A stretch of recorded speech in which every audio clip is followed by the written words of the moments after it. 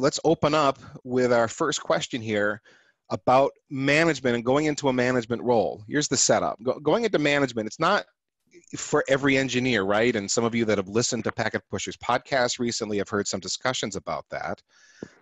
However, and here's the question, how can we fix a broken industry if people seeking management roles are bad at tech, bad at leading, and maybe bad at managing humans?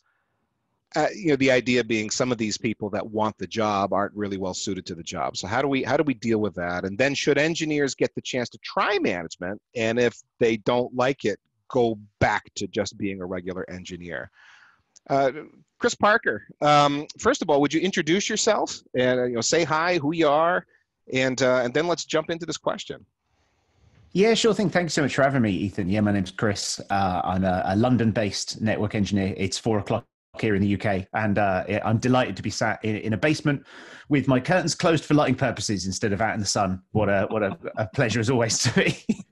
But it's really nice to be here amongst such good people. I have been a network engineer for about 10 years now, mainly in the ISP sector. Spent most of my time using Cisco, more recently acquired a bit of Juniper knowledge as well. My presence here, I'm hoping, is going to be not only just sort of sharing a bit of knowledge, but also hopefully asking the questions that everyone else will think are too stupid to answer. I will ask those questions, and I'll hope that my British accent will carry us through and make it seem less stupid and more charming. Thank you so much for having me. Yeah, I mean, I'm sure we all have a lot of thoughts on this, especially in a way, the kind of people who take part in conversations like this are inevitably the more maybe outgoing people in networking, the people who are more people oriented, because you kind of have to be, right, if you're public speaking, if you're on camera. But we all know that there are a lot of people who are highly talented network engineers, techies, who do not necessarily have the people skills required to manage. I don't think that's a controversial thing to say. And you put it very kindly, yeah.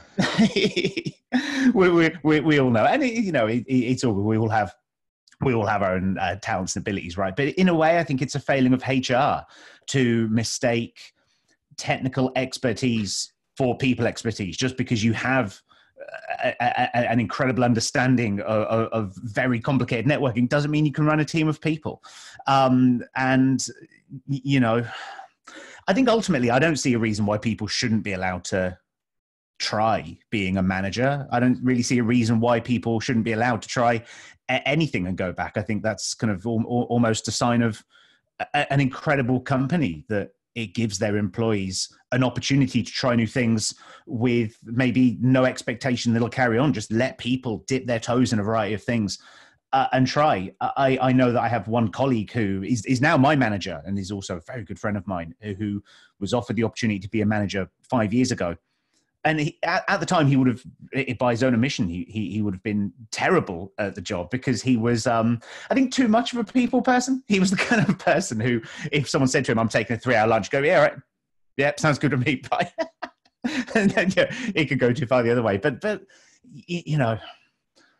ultimately, it's rare, right? It's rare to meet people who have the tech skills and the people skills. And really, we need companies to kind of see that and actually teach soft skills in the same way that they teach the tech skills. Like if you've got people who are techies and they can manage the project from a tech point of view, I think that it's incumbent on a company to help develop all of our employee skills. I think that includes the soft skills.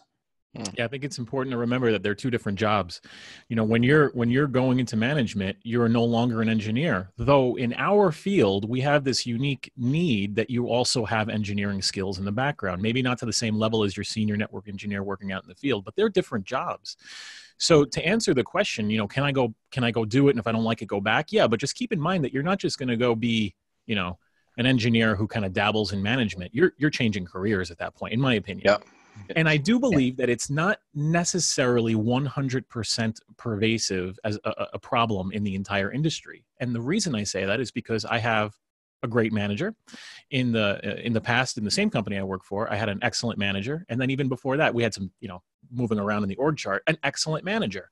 And of the three, one of them had very, very little technical skills. Was still an excellent manager. So I look at them as completely different career paths.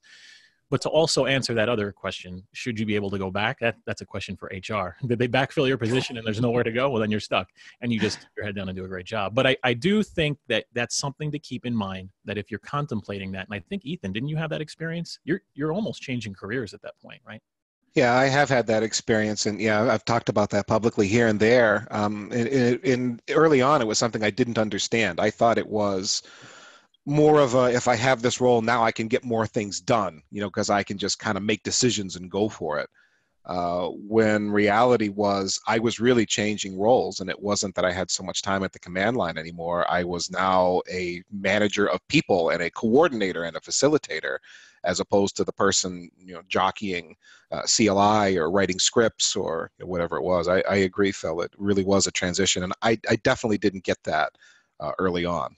And I do remember you mentioning that there is a difference between an outright manager and then a technical lead. I don't remember where you said that, Ethan, but I remember you bringing that up at some point in a blog. Maybe it was a podcast. I don't know. But there is a distinction there. A technical lead is a person who other people on the team look for that literally technical leadership, where you're maybe breaking new ground, creating a new design, trying out a new feature, and proving that it works for your environment. When a manager is something else entirely, much more on the people side.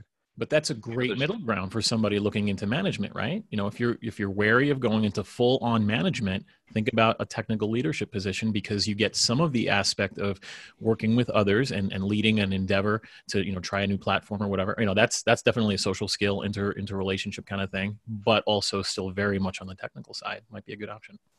But there's also the idea that if you are a technical person wanting to transition into that, try and think through some of the managers that you had where you really liked what they did and how they managed and how they led for people skills, and then think about the ones that you really didn't and try and emulate the guy that was actually pretty good. I've had a manager that moved out of a technical background, and he'd been a director for a really long time and sort of started losing all his technical skills, but he knew enough to ask the right questions so that he sort of protected his team and made sure that implementations were correct and designs were correct. So you're going to lose some of those tech skills, but you're sort of trading them off for something, for just a different position. Carol, it looked like you wanted to weigh in as well. Hi, my name is Carol Warner-Reed. I work for Network Chesapeake Net Craftsman. We're Net Craftsman now, and I'm a consultant, and I've been doing consulting for 20 years or something in all sorts of various industries. And I work for the company of a lot of consultants, and some of our folks do tech services where they go and sort of embed at a customer site and stay there for years and years and years. And others work on short-term projects. And I think there's a different mindset and a different sort of management style for both of them. But I think tech leads often try and figure out what the problem the customer needs or what the organization needs, and then how do you solve it, and what resources do you deploy to get it done. And so there'll be junior folks in my organization that I act as a tech lead, and they've had me as management, and I've said, yeah, no.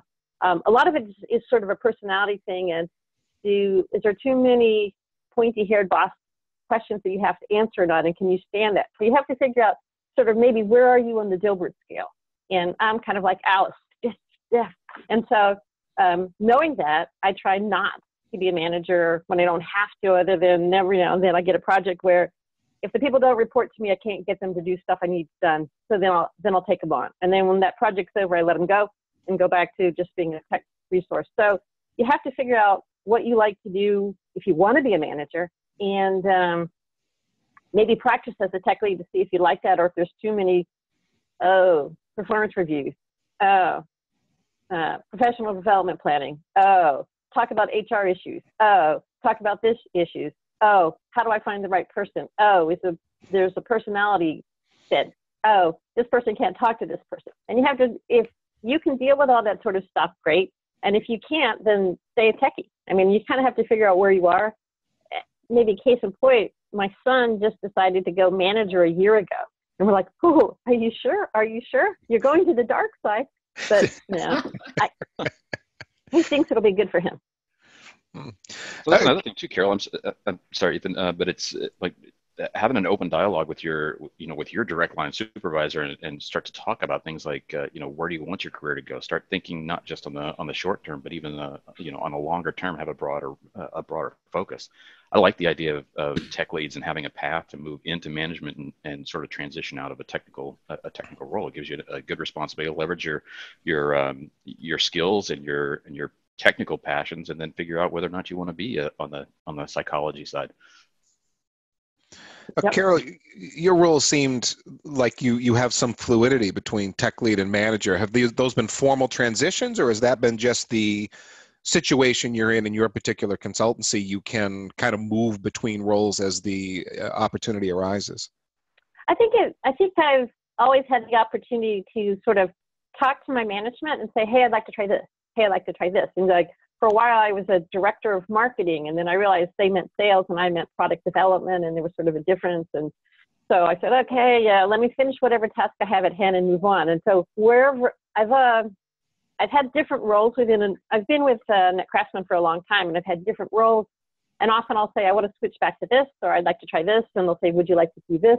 So I think, as someone else was saying, it's the dialogue, and you ought to be able to talk about what you would like to do and then try it and say, oh, that's working pretty well, or can I finish this and go back to this?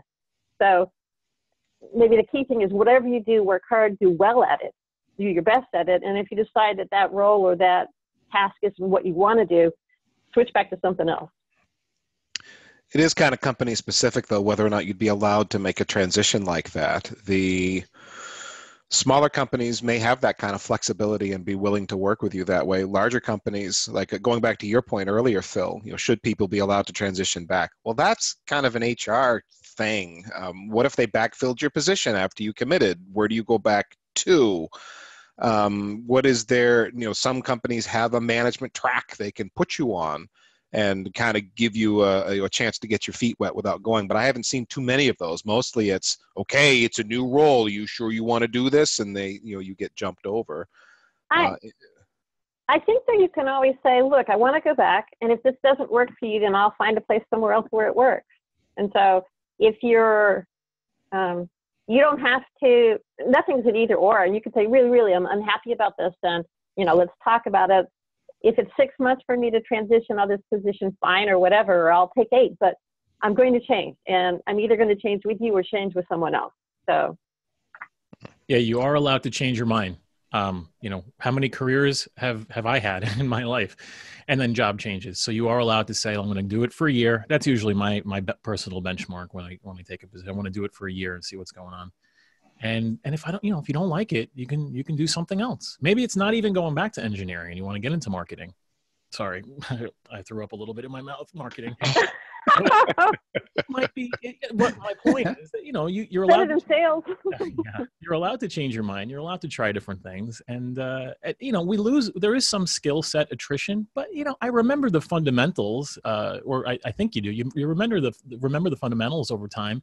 So that way you can pick it up again if you wanted to go into a more technical role. So I wouldn't be too concerned about, because one of the issues I've had was, all right, if I go into this other role, I'm going to have skill attrition, and that's my, that's my retirement. That's ability to configure OSPF is my ability to pay my mortgage. And if that slowly goes away, then I'm relying completely on the company that I work for and the inner politics, which I can't stand. That's not exactly true. I mean, if you know the fundamentals, you can pick it up again. And if you are somebody who's asking that question for this panel to answer, you're probably somebody who cares about, doing a good job and developing those skills again and putting yourself out there. So I don't think it's as difficult as we make it out to be. But there is this first question that we sort of didn't answer. How can we fix a broken industry if people seeking management roles are bad at tech? That's a very tough, big question. How do you fix the industry? You fix your sphere of influence. If I can be very bold in my answer, that's what I believe is you interact with the 7 people you interact with on your team, or 12 people, and you influence that area. And if it trickles out, great, but at least you have a better day to day, right? But that's all you can do. And so that's how I look at it. As an engineer, I would connect with coworkers and say, hey, let's study for this thing together. Or, hey, did you guys read this blog article? No, not plugging my own blog articles, but did you read this blog article from Ethan or Chris? And in that way, you build a better team, and that does trickle up to management. So, in my opinion. Yeah, there's a deeper question to explore there at some point, but I think we need to move on to a new question. But there is a deeper question of how do you define broken? What is it that's broken about IT in this context? That hey, maybe that's a podcast discussion.